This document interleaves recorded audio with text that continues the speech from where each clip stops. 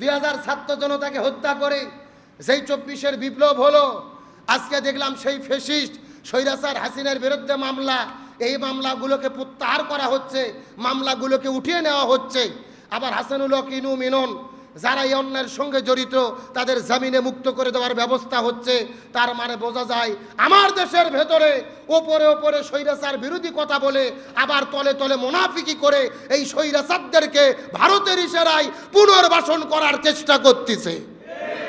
এখন আবু সাইদের রক্তের গন্ধ শুকায় নাই, মুগ্ধ রক্তের গন্ধ শুকায় নাই। 2000 ছাত্র জনতা জীবন দিয়ে শহীদ হল, আমরা কি পেলাম? যে কে সেই, যেই লাউ সেই কদু। সংস্কারের কথা শুনলাম, জুলাই সনদের কথা শুনলাম, এখন দেখতেছি সব বাতিল। আগে বললো সব হবে, এখন বলতেছে ওগুলোর দরকার নাই, যেভাবে আছে ওভাবেই চলবে। তো সবই যদি একইভাবেই চলে, তো হাসিনের দোষ কি ছিল? ও থাকলেই তো হতো। কথা কর না গা, একই কায়দায় যদি ভালোই হয় তো শেখ হাসিনার দোষ কি? হাসিনাকে স্বৈরাচার বানাইছে কে? এই সংবিধান। এই 72-এর সংবিধান মুসলমানদের চাহিদার সংবিধান নয়। 1966 সালের 6 দফা, 69-এর গণঅভ্যুত্থান, 70-এর নির্বাচন, 71-এর মহান মুক্তিযুদ্ধ, কোনো জায়গায় ধর্মনিরপেক্ষতাবাদের কথা ছিল না। ধর্মনিরপেক্ষবাদ সম্পূর্ণরূপে হারাম। এটা স্বাধীনতার পরে ভারতের চিরকুটের মাধ্যমে ইশারা দিয়ে আমার দেশে ঢুকে দেওয়া হয়েছে, এই দেশটাকে ওই ভারতের দালাল রাজ্যে পরিণত করার জন্য। সুতরাং সেটার প্রতি এত মহব্বত প্রীতি কেন? বেগম খালেদা জিয়া বলেছিল জনগণের সরকার কায়েম হলে সংবিধানকে ছুঁড়িয়ে ফেলা হবে। আর আজকে সেই সংবিধানের প্রতি এত প্রীতি মহব্বত কেন? এটাই জাতির কাছে প্রশ্ন। সুতরাং স্বৈরাচারদের পুনর্বাসনের চেষ্টা করেন না, মামলা প্রত্যাহার করে ফিরাই আনেন না। মনে করবেন বিপদে কিন্তু আপনাদেরকেই পড়তে হবে। আজকে যেই কূপ খনন করতেছেন ওই কূপের মধ্যে পড়তে হবে। সুতরাং আমরা যদি সুখে শান্তিতে থাকতে চাই, আমাদের ভেতর থেকে মুনাফিকি নীতিকে বাদ দিতে হবে। জোরে বলেন কি নীতি? জমিনের ভেতরে নবী রাসূলের মাধ্যমে যুগে যুগে আল্লাহ তাআলা আসমান থেকে তার বাণীগুলো প্রেরণ করলেন।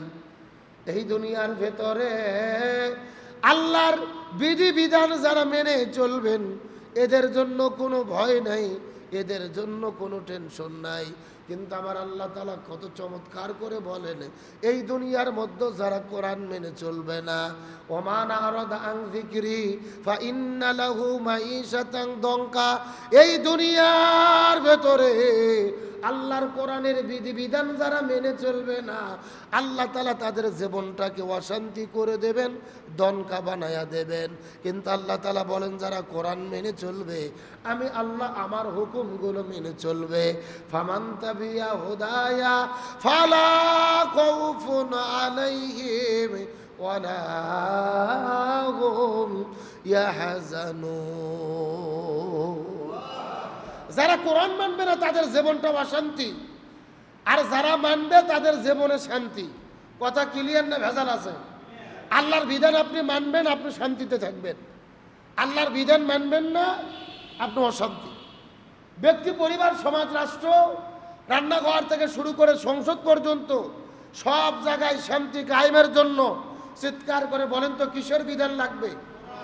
আরো জোরে বলেন। কোরআনের বিধান ছাড়া এই জমিনে শান্তি আসতে পারে? কোরআন ছাড়া সমাজে আপনি শান্তি কায়েম করতে পারবেন না।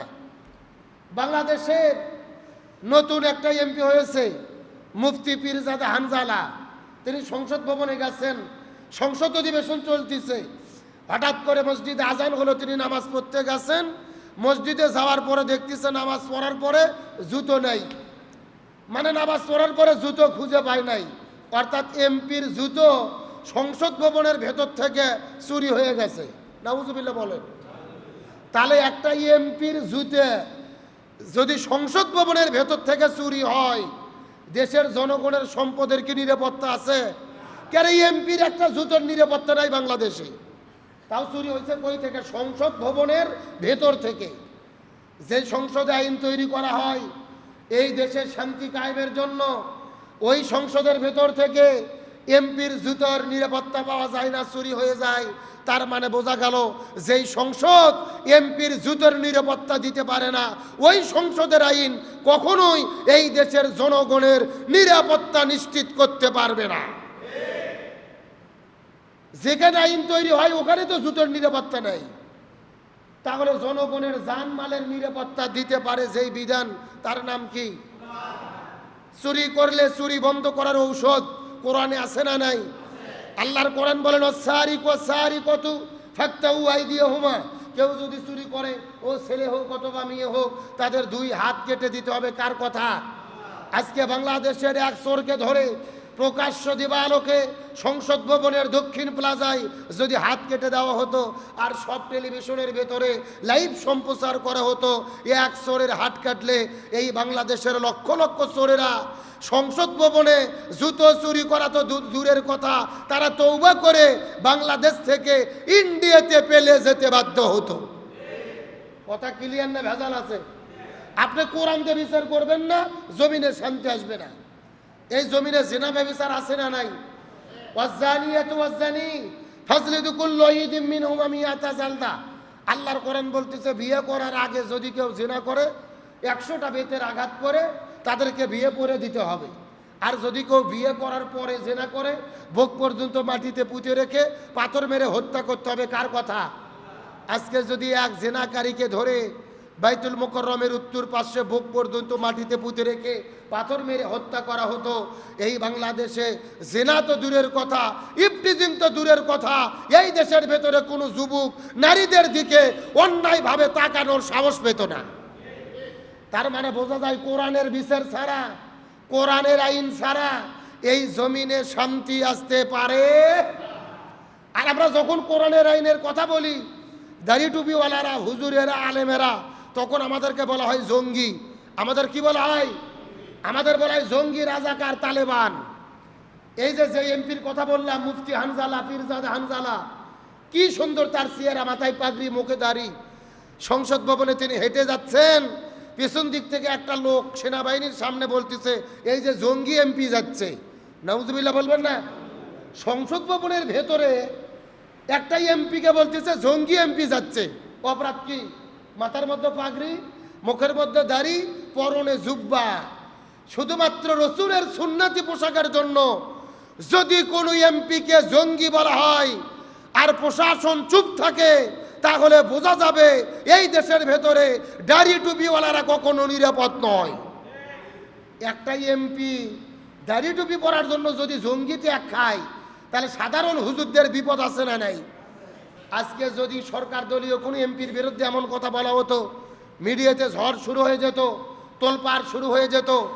গতকালকে পীরজাদা হানজালা সংসদে দাঁড়িয়ে স্পিকারকে বলেছে, মাননীয় স্পিকার, এই সংসদে আমাকে জঙ্গি বলা হলো, রসুলের সুন্নাতকে ভালোবাসার কারণে তার ব্যাপারে আপনি ব্যবস্থা নেবেন কিনা জানতে চাই।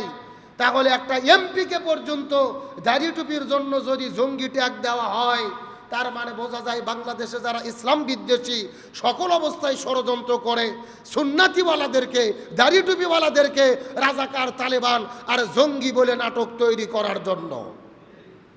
সত্যের পক্ষে গান গাই বলে আমি বিদ্রোহী, সত্যের পক্ষে ডাকি বলে আমি বিপ্লবী, সত্যের পক্ষে গান গাই বলে আমি বিদ্রোহী, সত্যের পক্ষে ডাকি বলে আমি বিপ্লবী। কোরআনের কথা বলি তাই বলে আমাকে মৌলবাদী, জিহাদের কথা বলি তাই বলে আমাকে জঙ্গিবাদী। আমি বিদ্রোহী, বিদ্রোহী, বিপ্লবী, মৌলবাদী, কেন জঙ্গিবাদী? সবাই বিদ্রোহী, বিপ্লবী, মৌলবাদী কেন? সবাই বলেন বিদ্রোহী, বিপ্লবী, মৌলবাদী কেন? সত্যের পক্ষে গান গাই বলে আমি বিদ্রোহী, সত্যের পক্ষে ডাকি বলে আমি বিপ্লবী। কোরআনের কথা বলি তাই বলে আমাকে মৌলবাদী, জিহাদের কথা বলি তাই বলে আমাকে জঙ্গিবাদী। আমি বিদ্রোহী, বিদ্রোহী, বিপ্লবী, মৌলবাদী কেন? জন্মের পরে কানে আজান কি দেয়নি, তুমি মৌলবাদী সারা হওনি। কথা বলেন ঠিক কিনা? আবার মরণের পরে জানাজা পড়াবে, আবার মরণের পর জানাজা পড়াবে, তখন কোথায় পালিয়ে যাবি? বিদ্রোহী বিদ্রোহী বিপ্লবী মৌলবাদী কেন জঙ্গিবাদী? কথা বলেন ঠিক কিনা? কোরআনের পক্ষে কথা বললে, কোরআনের পক্ষে ডাকলে, হকের কথা বললেই জঙ্গিবাদ বলা হয়। তবে পরিষ্কার করে বলতে চাই, দাড়ি টুপিওয়ালাদেরকে দেখে, রসুলের সুন্নাতিওয়ালাদেরকে দেখে যারা জঙ্গিবাদের ট্যাগ দেয়, এরা কখনো পিতা মাতার বৈধ সন্তান হতে পারে না। কবরের ভেতরে প্রত্যেকটা মানুষকে যখন কবরস্থ করা হবে, আমরা জানি কবরের মধ্যে 3টা প্রশ্ন করা হবে। জোরে বলেন কয়টা? 1 নম্বর মান রব্বুকা, তোমার রবকে। 2 নম্বর আমা দিনুকা, তোমার দিন জীবন ব্যবস্থা কি ছিল। 3 নম্বর তোমার রসুলের নাম কি। অথবা হাদিসে এসেছে কোন কোন কবরের ভেতরে সাহাবীরা, ফেরেশতারা রসুলের ছবি ওই মাইয়তকে দেখাবে, ওই কবরের ব্যক্তিকে দেখাবে, দেখো তো এই লোকটাকে চেনো কিনা। রসুলের ছবি দেখার পরে এই দুনিয়াতে দাড়ি টুপিওয়ালাদের যারা জঙ্গি বলেছে, রাজাকার বলেছে, ওরা ওই কবরের মধ্যে নবীকে দেখার পরে চিনতে পারবে না। ওরা কবরের মধ্যেও বলবে যেটা মনে হয় জঙ্গি। কথা কি বোঝেন নাই? মানে এরা তো দুনিয়াতে চিন্তা করতো দাড়ি টুপিওয়ালা মানে জঙ্গি, ওই কবরের মধ্যেও নবীকে এরা চিনতে পারবে না। এরা হলো কপাল পোড়া। আল্লাহ তাআলা এদের হেদায়েত দান করুক, সকলে বলেন আমিন। সম্মানিত উপস্থিত হাজিরিন, গত জুমায় আমি আলোচনা করছিলাম ইসলামের অত্যন্ত গুরুত্বপূর্ণ একটা প্রেক্ষাপট উহুদ যুদ্ধ সম্পর্কে। আমরা জানি ইসলামের প্রথম যুদ্ধের নাম বদরের যুদ্ধ। 2য় হিজরিতে বদর যুদ্ধ অনুষ্ঠিত হয় এবং 3য় হিজরিতে উহুদের যুদ্ধ অনুষ্ঠিত হয়। বদরের যুদ্ধে মুসলমানেরা বিজয়ী হয়, আল্লাহ তাআলা আসমান থেকে ফেরেশতা নাজিল করে, সুবহানাল্লাহ বলেন। বদরের যুদ্ধে যখন কাফেরেরা পরাজিত হলেন, তারা মক্কায় ফিরে যাওয়ার পরে 1 বছর ধরে প্রস্তুতি গ্রহণ করলেন, আবারও নতুন করে মুসলমানদের উপরে হামলার প্ল্যান করলেন এবং সর্বশেষ 3য় হিজরিতে কাফেরেরা মদিনাতে মুসলমানদের উপরে হামলা করলেন। উহুদের যুদ্ধ সংগঠিত হলো। উহুদের যুদ্ধে মুসলমানদের সাময়িক পরাজয় হয়েছিল 3টা কারণে, মনে আছে না নাই?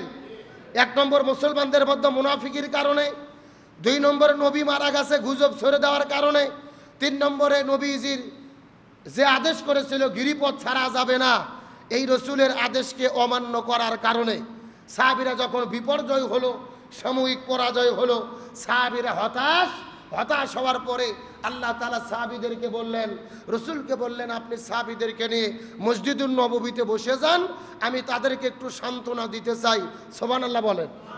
আর সান্ত্বনার প্রথম কথাই ছিল ওয়ালা তাহিনু ওয়ালা তাহজানু ওয়া আনতুমুল আ'লাউনা ইন কুনতুম মুমিনিন।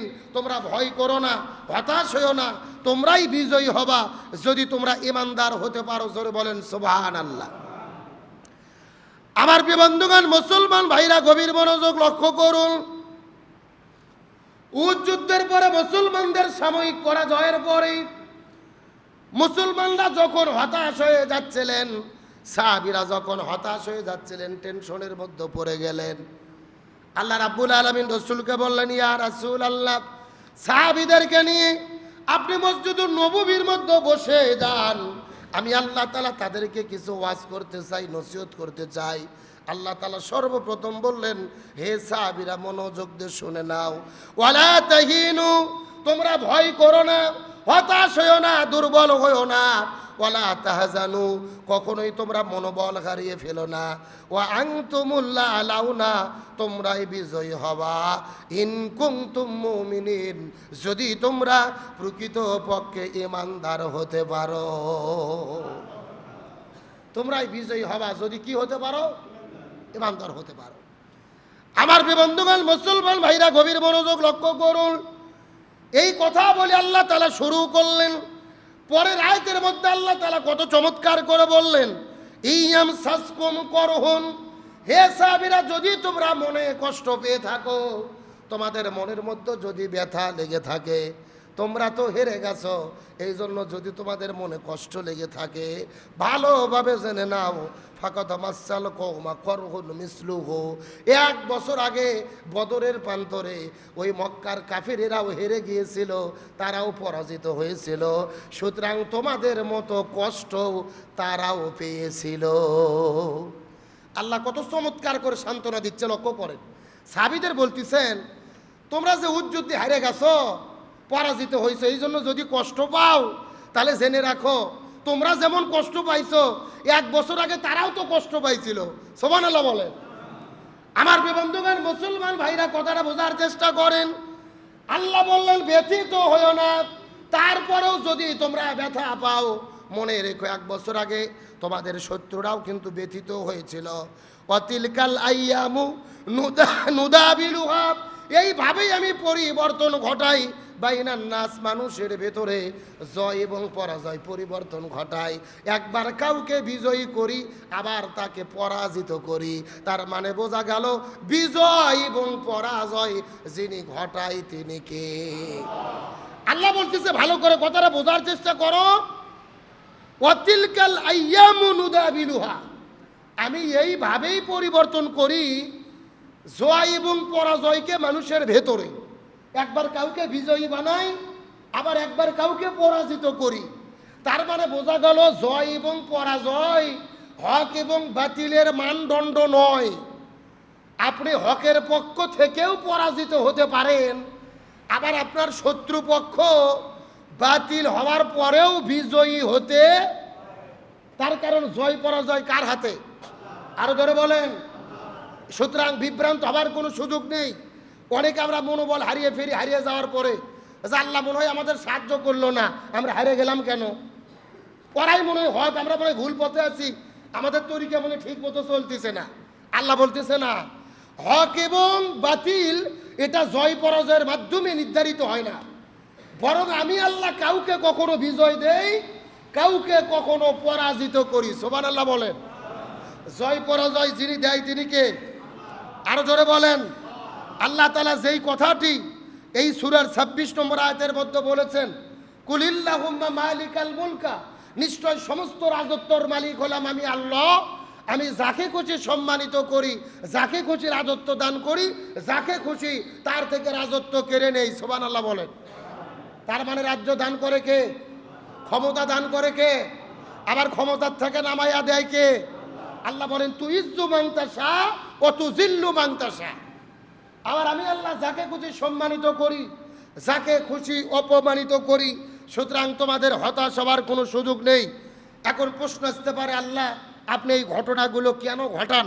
আল্লাহ তাআলা তার জবাব পরবর্তীতে দিচ্ছেন, ওয়ালিয়ালামাল্লাহুল্লাযীনা আমানু, আমি এর মাধ্যমে পরীক্ষা করে দেখতে চাই কারা প্রকৃতপক্ষে ঈমানদার আর কারা ভেজাল মুনাফিক। জোরে বলেন না আল্লাহু আকবার। তাহলে পরাজয় করার মাধ্যমে আল্লাহ খাঁটি ঈমানদারদের বের করতে চাই আর মুনাফিকদেরকে ছাঁটাই করতে চাই। বিপদ না আসলে বোঝা যায় না কে প্রকৃত ঈমানদার আর কে মুনাফিক। ইসলামের যখন আবহাওয়া ভালো থাকে, পরিবেশ ভালো থাকে, সমাজে যখন ইসলামপন্থীদের অবস্থান ভালো থাকে, তখন তাদের পক্ষে লোকের অভাব হয় না। কিন্তু যখনই আলেম ওলামা জেলেবন্দি হওয়া শুরু হয়, তখন আর তাদের কাছে কেউ যেতে চায় না। কথা বল না কে? তার মানে সুদিনে বন্ধু বটে, দুর্দিনে আসল পরিচয়। ইসলামের যখন ভালো আবহাওয়া থাকে আপনি সবাইকে কাছে পাবেন, কিন্তু আল্লাহ বলে না, আমি বিপদ দিয়ে পরাজয় করে পরীক্ষা করতে চাই কারা প্রকৃত মুসল্লি আর কারা মুনাফিকের গোষ্ঠী। কার বক্তব্য? এ কথা বলে না কেন? আল্লাহ তাআলা খাঁটি ঈমানদার কারা এবং মুনাফিক কারা, এটা বিপদের মধ্যে ফেরে আল্লাহ তাআলা বের করতে চায়। এই উহুদের ঘটনার মধ্যে আমরা জানি রাসূল 1000 সাহাবী নিয়ে রওনা করেছিলেন উহুদের দিকে। 1000 সাহাবী কি যুদ্ধ করেছিল? মুনাফিকের সর্দার আব্দুল্লাহ ইবনে উবাইয়ের নেতৃত্বে 300 সাহাবী মুনাফিকি করে রাস্তার মধ্য থেকে কেটে পড়েছিল। স্বয়ং নবীর হাতে গড়া সাহাবী। 1000 সাহাবীর মধ্যে যদি 700 জন মুনাফিক থাকে, নবী 1450 বছর আগে চলে গেছে, বর্তমানেও আমাদের দেশের ভেতরে মুনাফিক আছে না নাই? মাথার টুপি আর মুখত দাড়ি দেখলে ইমানদার ভাববেন না, মিষ্টি মিষ্টি কথা দেখলে ইমানদার ভাববেন না, ভালো ভালো কথা শুনলে ইমানদার ভাববেন না। এই দাড়ি টুপিওয়ালাদের ভেতরেই সবচাইতে বেশি মুনাফিকের গোষ্ঠী থাকে।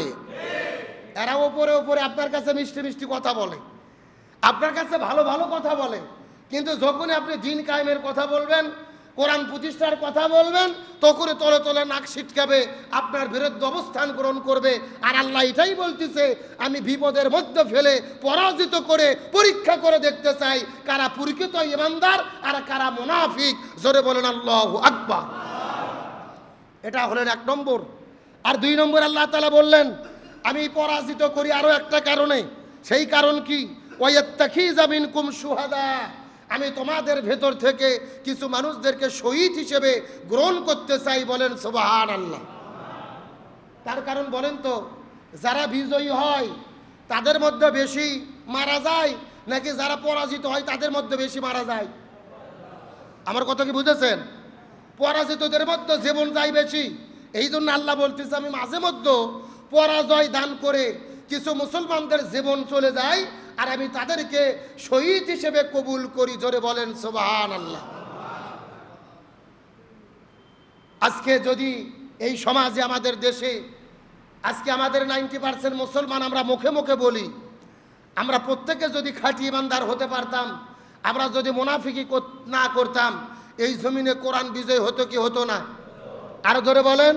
কিন্তু আমরা শুধুমাত্র নামে মুসলমান, কিন্তু কোরআনের শাসন কায়েমের পক্ষে আমরা সবাই নাই। সবাই যদি থাকতাম কোরআন বিজয় হতো। কেউ জালেমের পক্ষে, কেউ মুনাফিকের পক্ষে, আবার কেউ বাপে স্বৈরাচারদের পক্ষে অবস্থান গ্রহণ করে। 2000 ছাত্র জনতাকে হত্যা করে যেই 24-এর বিপ্লব হলো, আজকে দেখলাম সেই ফ্যাসিস্ট স্বৈরাচার হাসিনার বিরুদ্ধে মামলা, এই মামলাগুলোকে প্রত্যাহার করা হচ্ছে, মামলাগুলোকে উঠিয়ে নেওয়া হচ্ছে। আবার হাসানুল হক ইনু মিনন, যারা এই অন্যের সঙ্গে জড়িত, তাদের জামিনে মুক্ত করে দেওয়ার ব্যবস্থা হচ্ছে। তার মানে বোঝা যায়, আমার দেশের ভেতরে ওপরে ওপরে স্বৈরাচার বিরোধী কথা বলে আবার তলে তলে মুনাফিকি করে এই স্বৈরাচারদেরকে ভারতের ইশারায় পুনর্বাসন করার চেষ্টা করতেছে। এখন আবু সাইদের রক্তের গন্ধ শুকায় নাই, মুগ্ধ রক্তের গন্ধ শুকায় নাই। 2000 ছাত্র জনতা জীবন দিয়ে শহীদ হল, আমরা কি পেলাম? যে কে সেই, যেই লাউ সেই কদু। সংস্কারের কথা শুনলাম, জুলাই সনদের কথা শুনলাম, এখন দেখতেছি সব বাতিল। আগে বললো সব হবে, এখন বলতেছে ওগুলোর দরকার নাই, যেভাবে আছে ওভাবেই চলবে। তো সবই যদি একইভাবেই চলে, তো হাসিনের দোষ কি ছিল? ও থাকলেই তো হতো। কথা কর না গা, একই কায়দায় যদি ভালোই হয়, তো শেখ হাসিনার দোষ কি? হাসিনাকে স্বৈরাচার বানাইছে কে? এই সংবিধান। এই 72-এর সংবিধান মুসলমানদের চাইদের সংবিধান নয়। 1966 সালের 6 দফা, 69-এর গণঅভ্যুত্থান, 70-এর নির্বাচন, 71-এর মহান মুক্তিযুদ্ধ, কোনো জায়গায় ধর্মনিরপেক্ষতাবাদের কথা ছিল না। ধর্মনিরপেক্ষবাদ সম্পূর্ণরূপে হারাম। এটা স্বাধীনতার পরে ভারতের চিরকুটের মাধ্যমে ইশারা দিয়ে আমার দেশে ঢুকে দেওয়া হয়েছে, এই দেশটাকে ওই ভারতের দালাল রাজ্যে পরিণত করার জন্য। সুতরাং সেটার প্রতি এত মহব্বত প্রীতি কেন? বেগম খালেদা জিয়া বলেছিল, জনগণের সরকার কায়েম হলে সংবিধানকে ছুঁড়িয়ে ফেলা হবে। আর আজকে সেই সংবিধানের প্রতি এত প্রীতি মহব্বত কেন? এটাই জাতির কাছে প্রশ্ন। সুতরাং স্বৈরাচারদের পুনর্বাসনের চেষ্টা করেন না, মামলা প্রত্যাহার করে ফিরাই আনেন না। মনে করবেন বিপদে কিন্তু আপনাদেরকেই পড়তে হবে। আজকে যেই কূপ খনন করতেছেন, ওই কূপের মধ্যে পড়তে হবে। সুতরাং আমরা যদি সুখে শান্তিতে থাকতে চাই, আমাদের ভেতর থেকে মুনাফিকি নীতিকে বাদ দিতে হবে। জোরে বলেন, কি নীতি?